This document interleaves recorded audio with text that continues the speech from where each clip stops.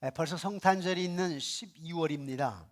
성탄절에는 우리와 동떨어질 수 없는 놀라운 언어들이 있는데, 그 언어들이 어떤 언어냐 하면 평화, 기쁨, 소망입니다. 아까 누가복음 2장 14절에 지극히 높은 곳에는 하나님께 영광이요 땅에서는 기뻐하심을 입은 사람들 중에 평화로다. 기쁨, 평화, 소망. 그리고 이사야서 9장 6절에 주님의 이름, 그의 이름은 즉 한 아기가 앞으로 태어날 건데, 이사야 선자를 통해서 하나님이 예언하신 겁니다. 앞으로 아기 예수가 태어나게 될 건데, 그의 이름은, 다시 말하면 이름에는 의미가 있잖아요. 그런데 그의 이름의 의미가 뭐냐 하니까 기묘자라, 원더풀, 원더풀. 여러분, 예수님 왜 원더풀이죠? BC AD를 갈라놓아서 예수님의 기점이에요. 탄생의 기점. 여러분, 수표의 가치평가를 그 AD BC 예수의 탄생으로 기준하고 있습니다. 예수님. 또 뿐만 아니라 세계 어디를 가도 도서관마다 예수님에 관한 책으로 가득합니다. 일반 서점에도 말입니다. 그리고 세계의 한 종류로 가장 책이 많은 게 뭐냐니까 성경책입니다. 외국에 가보셨습니까? 호텔에. 외국 호텔에 가면 기본적으로 성경책이 들어있습니다. 우리나라 호텔도 그렇죠. 조금 변화되긴 했지만은 한 10년 전만 하더라도, 몇 년 전만 하더라도 외국이든 한국이든 언제나 호텔에 가게 되면 반드시 뭐가 있어요? 성경책이 있습니다. 놀라운 거 아닙니까? 예수님이 뭐 한 편의 시를 썼습니까? 뭐 한 편의 노래, 작사, 작곡을 했습니까? 그런데도 예수님에 관한 찬양으로, 찬송가뿐만 아니라 복음성가로 꽉 차 있습니다. 예수님이 시 한 편 쓰지 않았습니다. 그러나 시편에 보니까 예수님에 관한 시로 꽉 차 있습니다. 그래서 예수님은 누구냐? 그 이름은 원더풀, 원더풀, 기묘자라. 또 예수의 이름은 모사, 카운슬러, 카운슬러. 우리 저 뒤에 안미옥 권사님 이름 처음 들어보셨지요? 우리 박영실 교수님의 아내 되신 분이 안미옥 교수님이신데 상담학자입니다. 상담학 교수입니다. 카운슬러. 우리 예수님이 누구냐? 카운슬러. 그 이름은 카운슬러. 또 그의 이름은 마이티 갓, 전능하신 하나님. 전능하신 하나님. 그 이름은 누구냐? 영원하신, 영존하신 아버지, 에버스팅 파더. 영존하신 아버지라. 또 평강의 왕, 프린스 오브 피스. 평강의 왕이라. 자, 성탄절을 즈음해서 이런 성탄절 언어들이 있는데, 저는 이 성탄절 시즌에 성탄절 언어들에 대해서 하나님의 말씀을 선포하려고 합니다. 시리즈 설교로. 근데 오늘은 첫 번째로 성탄절 언어 가운데 하나, 평화, 평화. 평화에 대한 주제로, 예수님이 이 땅에 오시기 전까지 평화가 없었다. 예수님이 오실 때까지는 평화가 없었다. 이러한 주제로 하나님의 말씀을 선포하겠습니다. 선포된 말씀을 듣고 순종하는 여러분과 여러분 자녀 손손들에게 평화, 평강이 있어지기를 주님의 이름으로 축원합니다. 예수님이 이 땅에 오시기 전에는 평화가 없었어요. 왜 그런지 아세요? 인간 늘 전쟁과 또 싸움 가운데 있었고, 예수님이 오시기 전에는 인간과 하나님 사이에 죄의 벽이 있어서 평화가 없었습니다. 하나님께로 갈 수가 없었습니다. 그런데 아기 예수의 탄생으로, 그래서 아기 예수가 오셔가지고 나중에 십자가에 달려 보혈의 피를 흘리시면서 그 죄의 싹을 대신 받으심으로 말미암아 그 죄의 벽이 무너지고, 즉 예수를 믿는 자들에게는 하나님께서 평강의 왕이 되셔가지고 우리에게 평화를 주셨다라고 하는 것입니다. 자, 그렇다고 모든 인류에게 평화가 선물로 주어졌느냐? 그건 아닙니다. 교회 밖에 모든 사람들에게 평화를 위해서 오신 건 아닙니다. 오늘 말씀이 이렇게 얘기하잖아요. 하나님이 기뻐하신 사람들 중에 평화로다. 하나님이 기뻐하신 사람들 중에 평화지, 안 믿는 사람, 하나님을 선택하지 않는 사람들에게는 평화가 아니에요. 근데 모르니까 교회 밖에 사람들이 성탄절 되게 되면 부어라 마셔라 하면서 성탄절을 괜히 자기들이 즐기고 있어요? 아니에요. 진정한 평화는 교회 안에, 물론 교회 밖에서 예수 믿는 사람도 있겠죠. 지금 코로나19 기간 동안에 못 나오신 분들 계시니까. 또 가난한 교인들, 거꾸로 하면 교회 안 나가, 거꾸로 하면 가난한 교인이야. 그러나 마음속에 아직은 예수 믿는 게 있다면 그런 사람들에게 한마디로 말하면 예수 믿는 사람들에게 평화지, 안 믿는 사람들에게는 예수님 평화의 왕으로 오신 게 아니에요. 모든 인류를 위해서 온 건 아닙니다. 누구를 위해서? 기뻐하심을 입는 자들, 부르심을 받는 자들에게 평화입니다. 자, 그럼 이 평화가 어떤 평화가 있는지 성경에는 세 종류의 평화를 얘기합니다. 여러분, 샬롬 샬롬, 이스라엘 하면 찬양을 합니다. 샬롬 찬양. 우리나라의 애국가처럼 그 나라가 그런 곡으로 되어 있지 않습니까? 평화. 이스라엘은 하나님이 평화의 왕으로 오셨다고 그래가지고 샬롬. 우리 인사할 때 진지 드셨습니까? 식사하셨습니까? 이러지만 그들은 샬롬 이렇게 인사하잖아요. 평화란 말, 평화. 그런데 그럼 평화는 어떤 평화가 있는가? 성경은 세 종류의 평화를 말합니다. 첫 번째로는 영원한 평화입니다. 첫 번째 평화가 어떤 평화라고요? 영원한 평화. 그런데 이 영원한 평화가 어떻게 오느냐 한번 볼까요? 로마서 5장 1절입니다. 우리 함께 읽겠습니다. 시작. 그러므로 우리가 믿음으로 의롭다 하심을 받았으니 우리 주 예수 그리스도로 말미암아 하나님과 화평을 누리자. 여기에 평화가 어떻게 오느냐? 믿음으로 의롭다함을 받은 자들에게 평화가 온다. 이게 영원한 평화입니다. 본래 나와 하나님 사이에 죄로 인한 장벽이 있었다고, 그래서 평화가 없었어요. 그런데 예수님이 오셔가지고 그 예수님을 내가 영접할 때, 그때 보혈의 공로의 힘을 입어가지고 저와 여러분들이 영원한 평화를 누리게 된 겁니다. 여러분, 하나님께서 여러분 마음속에 성령님을 보내시면 내 안에 보이지 않지만 성령님이 내 안에 선물로 주어지게 되면 그 성령님이 여러분들로 하여금 성부 하나님의 구원의 계획을 알게 하고 믿게 하고, 그리고 성자 하나님의 그 구원 성취, 나를 위하여 십자가 돌아가셨네 믿게 하고 알게 하고, 그리고 날마다 하나님이 섭리한다라고 하는 것을 알게 하고 믿게 합니다. 누가요? 성령 하나님이. 그 성령 하나님 누가 보내셨어요? 하나님이. 성령 하나님 여러분 선물로 주었어요. 그런 사람들이 하나님을 믿게 되는 거거든요. 그런 사람들에게 얻는 것이 뭐냐면 영원한 평화입니다. 여러분들 10년 전에 믿었다면, 20년에 믿었다면 교회에 나오는 것 말고, 10년 다녀도 안 믿는 사람이 있으니까 20년 다녀도 안 믿는 사람이 있어요. 근데 교회 와가지고 예수님이 진정한 나의 구원자라 이렇게 믿는 사람들, 이런 사람들은 성령 받은 사람이고, 이런 사람들은 믿음으로 말미암아 의롭다함을 얻은 사람이고, 이런 사람에게 주어진 평화가 뭐냐니까 영원한 평화입니다. 이 영원한 평화를 얻는 사람들이 영원한 생명이 있습니다.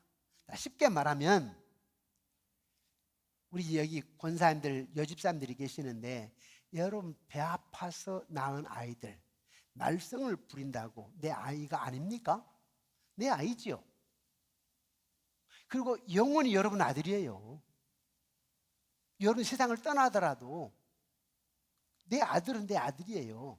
그것처럼 얼마 전에, 10년 전에, 5년 전에 하나님이 여러분들의 마음을 움직이게 하기 위해 성령님을 보내셨다고, 그리고 성령님이 내 마음의 문을 열어서 하나님을 알게 하고 믿게 했다면 그때 여러분들은 믿음으로 의롭다함을 받은 자이고, 그때 여러분은 영원한 평화를 얻은 자들이고, 그때 여러분 영원한 생명을 얻은 자들이고, 그 뒤에 2년 지나 3년 지나 교회 안 가기도 하고, 또 뭐 상처받았다고 뭐 직분 뭐 내려놓겠다고 하기도 하고, 이런다 할지라도 이미 여러분들은 영원한 평화를 얻은 사람들이라.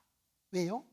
십자가의 구속의 은혜를 입은 사람이고, 여러분 성령의 선물을 준 사람이고, 너는 내 것이라 하고 하나님 딱 붙들었기 때문에, 지금 혹시 여러분 자녀 가운데 교회를 안 나간 사람이 있다고 하면, 10년 전에 확실히 믿었다면 그에게도 영원한 평화가 있습니다. 영원한 생명. 그래서 이 영원한 평화는 한 번 있다. 단회성. 한 번 있다고 생각하면 됩니다. 한 번 있어졌어요. 이 영원한 평화입니다. 여러분 확실히 하나님을 믿습니까? 확실합니까? 그럼 여러분의 영원한 평화가 주어졌습니다. 네. 두 번째 평화는 어떤 평화냐니까 우리 이웃과의 평화입니다. 우리 이웃과의 평화. 여러분 오늘 설교가 중요한 것은 괜히 여러분 평화의 왕이 오셨다고 또 괜히 샬롬 샬롬 할 게 아니에요. 의미를 알아야 되니까 오늘 설교가 중요합니다. 두 번째 어떤 평화가 있느냐니까 이웃과의 평화입니다. 이건 외적인 평화. 외적인 평화. 여러분 노력에 달렸습니다. 여러분 노력에 달렸어요. 로마서 12장 18절 한번 봅시다. 로마 12장 18절. 우리 함께 읽겠습니다. 시작. 할 수 있거든 너희로서는 모든 사람과 더불어 화목하라, 평화하라, 이 말입니다. 그래서 우리에게 두 번째 주어지는 평화, 즉 성경이 말하는 두 번째 평화는 이웃과의 평화입니다. 부부간의 평화해야 됩니다. 이것 때문에 왔어요, 예수님이. 그럼 십자가 목걸이 걸고 다니시죠. 십자가는 아까 수직적으로 하나님과 영원한 평화. 이것 때문에 예수님이 십자가 못 박혀 죽으셨고, 옆으로는 이웃과의 평화입니다. 이웃과의 평화. 근데 이 이웃과의 평화는 선물이 아니고 하늘 절대 주권으로 주어지는 영원한 평화는 선물이지만은, 이 평화, 이웃과의 평화는 여러분들이 노력해야 되고 여러분들의 의무고 여러분들의 사명이고 여러분들의 책임이에요. 부부간에 평화하는 거 여러분 책임이에요. 교회 안에서 평화하는 거 여러분의 책임이에요. 3번 양문교가 왜 좋은 교회로 소문났는가? 30년이 되도록 교회에서 큰 싸움이 없었어요. 담임 목사와 장로들 싸운 적 없어요. 장로들끼리 싸워가지고 교회 떠나는 거 없어요. 교회가 나뉘어진 적 없어요. 교회 몇십 년 지나면, 아니 10년만 지나면 교회 싸워가지고 나뉘어지더라고. 군포에 와서 보니까 큰 교회, 오래된 교회 벌써 몇십 년 된 교회 나뉘어져가 교회가 몇 개가 다 세워졌어. 3번 양문교는 싸워서 나는 교회가 아니에요. 서로 평화하는 거예요.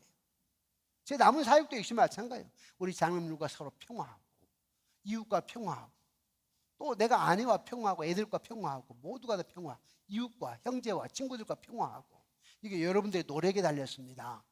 성경에는 이 평화를 얘기하고 있어요. 또 영원한 평화는 여러분에게 선물로 주어진 것이고 여러분들이 노력해야 될 것이 있는데, 그 노력해야 될 평화가 뭐냐? 이웃과의 평화입니다. 여러분 어때요? 이웃과의 평화가 있습니까? 이렇게 대답이 조금 약할 수밖에 없어요. 캥기는 게 있거든. 좀 찔리는 게 있잖아요. 솔직하게 표현하면. 그런데 오늘 이후에는 이웃과의 평화해야 됩니다. 이 대목을 크게 아멘하셔야 돼. 오늘 이후에는 이웃과 평화해야 됩니다. 여러분 노력에 달렸어. 노력. 부부와의 평화, 자녀들과의 평화, 부모와의 평화, 교회 안에서 평화, 여러분 노력에 달려 있습니다. 자, 세 번째 평화입니다. 세 번째 평화는 어떤 평화냐? 내적 평화입니다. 아까 이웃과의 평화는 외적인 평화라면, 세 번째는 내적인 평화, 내 마음의 평화입니다. 내적인, 내 마음의 평화. 한번 골로새서 3장 15절 말씀을 함께 읽어보실까요? 시작. 그대의 평강이 너희 마음을 주장하게 하라. 너희는 평강을 위하여 한 몸으로 부르심을 받았나니 너희는 또한 감사하는 자가 되라. 아멘. 보니까 그때의 평강이 너희 마음을 주장하게 하라. 내면의 평화를 주장하게 하라는 거예요. 평화가 어디서 오냐? 여러분 마음에서 와야 된다, 이 말입니다. 여러분의 건강에 생긴 이상으로 인해서 염려하고 근심할 수 있어요. 가족 안에서 생긴 문제로 인해서 염려하고 근심할 수 있다고요? 재정적인 어려움으로 인하여 염려하고 근심할 수 있습니다. 그래서 지금 평화가 없을 수도 있습니다. 하지만 하나님께서는 완전한 평화를 주고 싶어 하십니다. 그래서 여러분 노력해야 돼요. 고난이나 슬픔이나 걱정이 심하게 요동치는 바다 한가운데서도 주님이 함께 하신다라고 하는 마음 안에서 평화를 소유하라는 거예요. 여러분 지금 사업이 어렵다고? 불안해요? 그런데 내가 누군가 하나님의 자녀가 아닌가? 내 안에 계신 하나님은 어떤 분인가? 능력이 하나님이 아닐까? 없는 것을 있게 하시고 불가능을 가능케 하시고 안 될 것 같으나 되게 하시고 죽을 것 같으나 살게 하신 하나님. 그 안에 내가 마음의 평안을 누리는 거예요. 우리 여기 권사님이 지난번에 교통사고가 났는데요.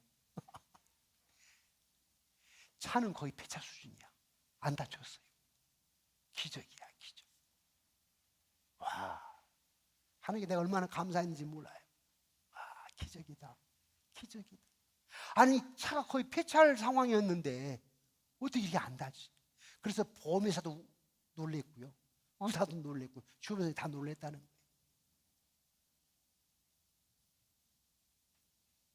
여러분 꼭 여러분 예수 믿으면서 안 될 것 같으나 되게 하신 하나님, 불가능할 것 같아 가능케 하신 하나님, 없는 것 같으나 있게 하신 하나님, 죽을 것 같으나 살게 하신 하나님, 그 하나님이 내 안에 있다. 그래서 내면의 평안을 누려야 됩니다. 아멘이십니까? 네.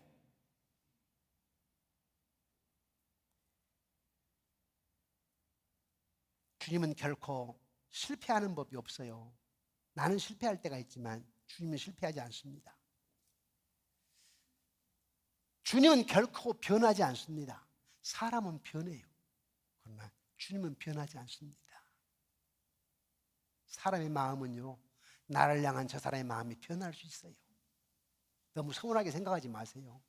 다 사람은 그렇게 돼 있어요. 그럼에도 불구하고 여러분의 마음의 평안을 누리시는 비결은 내 안에 주님이 계신다. 변하지 않는 주님이 계신다. 이것 때문에 평화를 누려야 돼요. 이사야서 26장 3절이 이렇게 얘기합니다. 우리 함께 읽어보실까요? 이사야서 26장 3절입니다. 함께 읽겠습니다. 시작. 주께서 심지가 견고한 자를 평강하고 평강하도록 지키시리니 이는 그가 주를 신뢰함이니이다. 아멘. 여러분, 이제 우리가 그러면 어떻게 하면 평강을 누릴 수 있을까? 평화에는 세 가지가 있다고 그랬어요. 영원한 평화, 영원한 평화는 하나님 선물로 준 것이다. 이걸 한 번 얻으면 영원하다. 두 번째는 이웃과의 평화. 이건 선물이 아니고 하나님 주권에서 주어진 게 아니고 내가 노력해야 될 것이다. 이웃과의 평화는. 세 번째는 어떤 평화라고 그랬죠? 내적인 평화. 내 마음에서 지금 나와 함께 하십니다. 지금 사업이 좀 어려워, 내 몸이 좀 아파도, 또 가정에 좀 문제가 있어도 없는 것을 있게 하신 하나님, 불가능을 가능케 하신 하나님, 죽은 자를 살리신 하나님, 그분은 능력의 하나님, 오늘 또 동일한 능력으로 나에게 역사하신 분이십니다. 그렇기 때문에 내일에 대한 소망을 가지며 평화를 누리는 것입니다. 자, 그렇다면 더 실제적으로 구체적으로 내가 어떻게 하면 이 평화를 소유할 수 있을까? 첫 번째는 그리스도라고 하는 인격체 안에서 기도해야 됩니다. 기뻐해야 됩니다. 그리스도라고 하는 인격체 안에서 기뻐해야 된다. 빌립보 4장 4절입니다. 우리 함께 읽어볼까요? 빌립보 4장 4절. 시작. 주 안에서 항상 기뻐하라. 내가 다시 말하노니 기뻐하라. 이 보니까 주 안에서입니다. 주 안에서. 주 안에서란 말은 그리스도라고 하는 인격체 안에서 이 말입니다. 나는 지금 내게 일어나고 있는 일로 인해서 기뻐 못할 수 있어요. 내 주변의 환경으로 인하여서 기뻐 못할 수 있습니다. 하지만 예수님 안에서는 기뻐할 수 있다. 왜요? 그분은 결코 실패한 적이 없거든. 나는 하나님을 외면할 때가 있었지만 하나님 나를 외면한 적은 없어요. 내가 그렇게 느꼈을 뿐이지. 왜 하나님 나에게는 이런 어려움을 주십니까? 라고 하지만 그때 하나님은 어디 계셨습니까? 라고 할 수 있겠지만 아니요, 그때도 하나님 계셨어. 더 좋은 거 주시려고. 마침 여러분 아이들이 4살 먹은 아이가 면도칼 달라면 줍니까? 안 주지. 나중에 커야 주잖아요. 그래서 하나님의 때에 주시려고 좀 기다릴 때가 있는데 내가 생각할 때는 서운한 거지. 그 아이가 때를 써. 엄마가 안 준다고. 근데 엄마가 다 알아서 안 주는 건데 사랑하기 때문에 다칠까 봐. 다 결국은 하나의 응답이에요. 하나님의 사랑입니다. 기쁨의 원천이 바로 주님이십니다. 그래서 주님 인격체 안에서 주님 나와 함께 하신다라고 하는 그 믿음 안에서 내가 기뻐할 수 있는 거예요. 우리 세상을 바라볼 때는 좌절한다고요. 자신을 바라볼 때도 좌절해요. 여러분 그럴 때 있죠. 저도 가끔 요즘 좀 기억력이 좀 떨어지더라고 갈수록. 그래서 내가 왜 이러지? 그럴 때가 있어요. 그러나 예수님을 바라본다면 기쁨입니다. 주님은 나를 사용하시고 주님 나를 인도하시고 주님 역사하시고 기쁨을 찾는 거죠. 부록의 나이에 남자들 이런 말을 하잖아. 부록의 나이에 남자들은 자기 얼굴에 책임을 져야 된다. 이 말은 가정의 울타리가 된다 이 말입니다. 아내의 울타리, 자녀의 울타리가 된다 이 말입니다. 가장으로 책임을 져야 된다 이 말입니다. 자기 얼굴에 책임을 져라. 우리 그리스도인들은 자기 얼굴에 책임을 져야 되는데 자기 얼굴에 평안해야 됩니다. 어떻게 평안? 하나님 하신다라고 확신 속에서요. 주님 우리 가정 가운데 함께 하신다. 우리 애들에게 함께 하신다. 나의 노후에도 함께 하신다. 우리 교회도 함께 하신다. 이런 확신 속에서 내 마음에 내 얼굴에 외면적으로 소망이 넘쳐야 된다 이 말입니다. 그런데 교회 다닌다고 하면서 목사가 돼가지고 근심, 걱정, 염려로 얼굴이 그냥 찌들어가지고 염려, 근심, 걱정으로 얼굴이 그냥 화가 가득해가지고 다니면 되겠습니까? 아니죠. 언제 어디서나 참 좀 평안하시네. 소망이 넘치네. 참 얼굴만 봐도 뭐가 좀 될 것 같아. 가까이 가고 싶어. 책임을 질 수 있어야 됩니다. 사랑하는 성도 여러분, 어찌 우리 삶 속에 괴로운 일이 없겠습니까? 괴로운 일 많죠. 인간적으로 보면 저도 많아요. 성도 수만큼 많아요. 성도 수만큼 다 당신들 생각으로 얘기하고 판단하고 할 수 있기 때문에 많아요. 그런데도 내 얼굴에 만면의 미소가 있는 것은 왜 그래요? 주님 나와 함께 하시기 때문에. 3번 양육의 주인은 주님이시거든. 목사가 아니에요. 장로님이 아니에요. 여러분이 아니에요. 이 교회의 주인은 주님이세요. 주님이 당신의 방법들을 이루어 가셔. 때로는 아닌 것 같아도 다 사람의 마음도 변화시키고 생각도 변화시키고 결국에는 하나님 뜻을 이루어 가셔. 그렇게 걱정할 거 없다고. 다 불완전한 존재. 담임 목사도 불완전하고 장로 이러면 다 우리 부족하잖아요. 그러나 우리가 주님 우리 교회의 주인이시다라고 생각하게 되고 주님께 척 맡기게 되면 하나님께서 만들어 가시오. 그렇기 때문에 우리에게 평안이 있습니다. 아멘이십니까? 혹시 여러분 생활 속에 괴로움 많죠? 어찌 없겠습니까? 요즘 그 백신 후유증으로 우리 성도님들 가장 문제가 뭐냐니까 이 혈관이 터지는 거예요. 실핏줄이 터지는 겁니다. 혈관들이. 그래서 눈에서 혈관이 터져가지고 눈 수술하는 사람들도 많고요. 귀에서 혈관이 터져가지고 귀 아픈 사람도 많고요. 뇌에서 혈관이 터져가지고 뇌 수술하는 사람도 많고 그런 일이 교회마다 많습니다. 우리 교인들도 지금 많은 환자들이 많은데 저는 그렇게 생각하고 있어요. 백신 후유증으로 나타나는 현상들. 그러나 하나님 성도 아닙니까? 하나님 백성이 아닙니까? 회복시켜 주시고 고쳐주시고 시간이 좀 필요할지는 모르지만 또 어떤 경우는 금방 치료도 하시고 어떤 경우는 시간이 좀 필요도 하겠지만 하나님 꼭 고쳐주십시오. 치료해 주십시오. 하나님 나는 능력을 믿습니다. 하나님 안에서 소망을 갖는 것입니다. 여러분 아멘이십니까? 우리가 힘든 일, 괴로운 일 있게 되면 주님을 바라보시기 바랍니다. 옛날 찬양 이런 찬양이 있었어요. 괴로울 때 주님의 얼굴을 보라. 이 찬양 함께 하도록 할까요?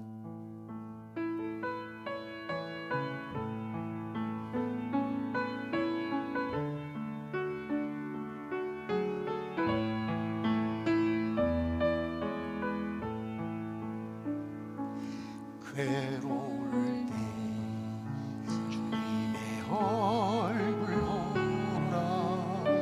평화의 주님 바라보아라.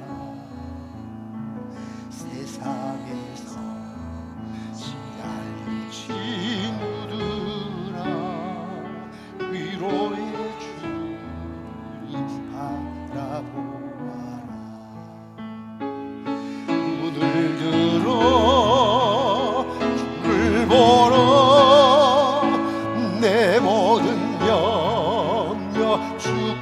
맡겨라. 슬플 때에 주님의 얼굴 보라. 사랑의 주님, 안식 주님, 힘이 없고 내 마음 연약할 때,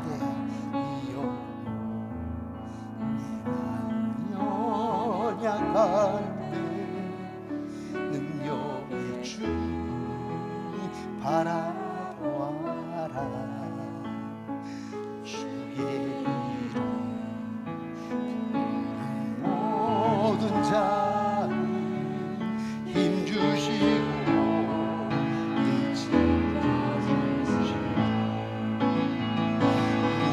들어 주를 보라. 내 모든 염려 주께 맡겨라. 슬플 때에 주님의 얼굴 보라. 사랑의 주님, 안식 주리라. 그렇습니다. 기쁨의 원천은, 평화의 원천은 주님이십니다. 문제가 없는 상태가 평화가 아니고, 지금 현재 문제가 있어도 주님이 내 안에 계신다라고 하는 것 때문에, 능력의 하나님 나와 함께 한다라고 하는 때문에 평화를 누릴 수 있는 것입니다. 세상 사람들이야 잘 될 때만 평화가 있지요. 세상 사람들이야 문제가 없을 때만 평화가 있지요. 그러나 저와 여러분들은 현재 눈앞의 상황과 환경 속에 문제가 있어도 평화예요. 왜? 주님 나와 함께 하신다.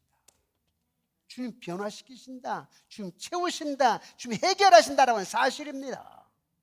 몸이 아파 약해도 반드시 하나님 이후에 나를 강건케 하신다. 영적인 별을 달아준다고. 여러분 문제 있을 때 이렇게 생각하시면 됩니다. 야, 나를 얼마나 믿음을 돈독하게 세우시려고 그러실까. 지금 내가 고난의 강을 건너고 있는데 영적인 별을 달아주시네, 이 생각을 하셔야 됩니다.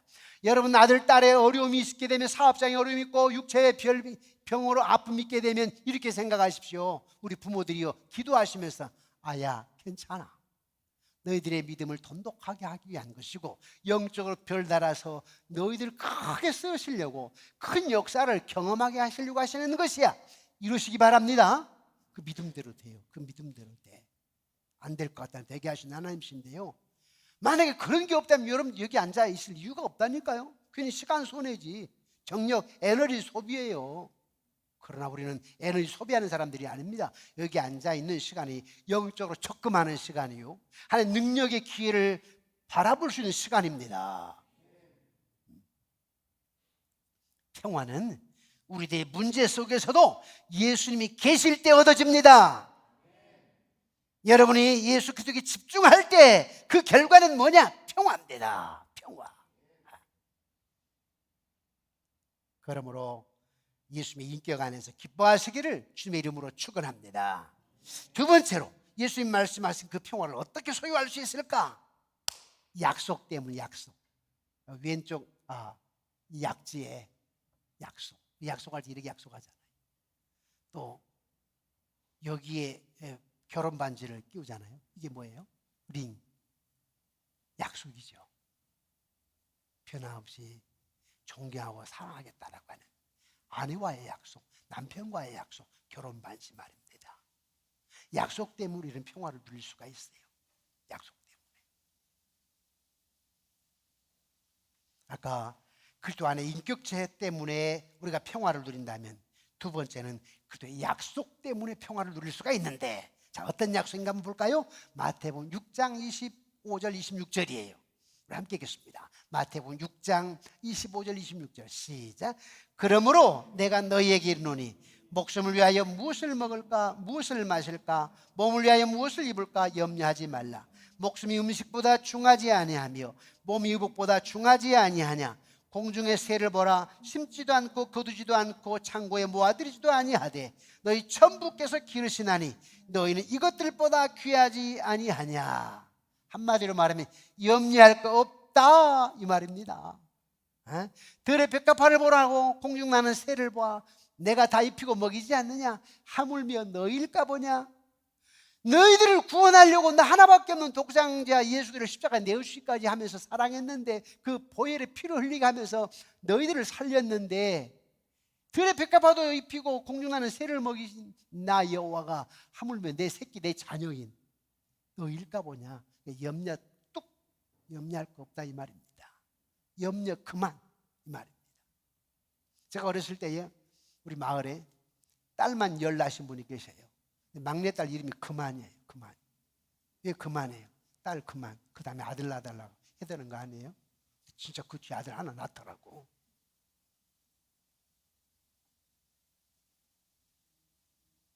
그런데 그 아들 낳기 전이었어요. 웃자고 웃음의 이야기인데요. 10번째 딸을 낳는데 이제 할머니죠. 자기 아들이 딸만 열을 낳았어. 근데 동네에서 싸움이 일어났네. 그 나이 때 친구들하고 싸움이 일어났어. 근데 그 친구들이 아들도 못 낳는 것이 그랬다네요. 아들도 못 낳는 그 친구들이. 그래 거기 큰 싸움이 났어. 근데 그 얘기를 누가 알았느냐니까 어머니가 알았어. 지팡이를 가지고 아들 친구들이 찾아가가지고, 그래 이놈들아 내년까지 12년이다. 왜 그러냐니까 당신도 여자, 며느리도 여자, 그러니까 여자가 12명이잖아요. 내년까지 12년이야 이놈들아 하면서 가서 그냥 아들 친구들한테. 그러고 나서 아들 하나 낳았어. 우리는 염려 뚝, 염려 그만. 왜? 주님 나와 함께 하시기 때문에. 일부러 그것 때문에 그만 얘기하는 거예요. 염려 그만, 염려 뚝, 주님 나와 함께 하시기 때문에. 왜? 약속을 하셨거든. 약속.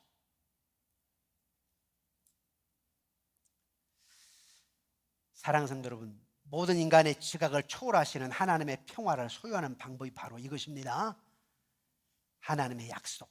그 약속을 신뢰할 때 평화를 얻습니다. 아멘이십니까? 그 약속을 신뢰하십시다. 그리고 평화를 누리시기를 주님의 이름으로 축원합니다. 그래야 성탄절이 의미가 있지. 그런 어떤 약속에 대한 신뢰도 없이 평화의 왕이 오셨다고 메리 크리스마스만 해야 무슨 소용이 있느냐고. 엽서 그거 보내고 문자 카톡 보내고 무슨 소용 없어요. 내 마음속에 확신이 있어야지. 하나의 임재, 능력, 약속, 영원하신 평화, 이웃과의 평화, 내 내면의 평화, 주님 나와 함께 하신다. 그래야 진짜 평화고 메리 크리스마스고 진짜 샬롬이지. 그것도 없으면 괜히 샬롬 평화할 거 없어요.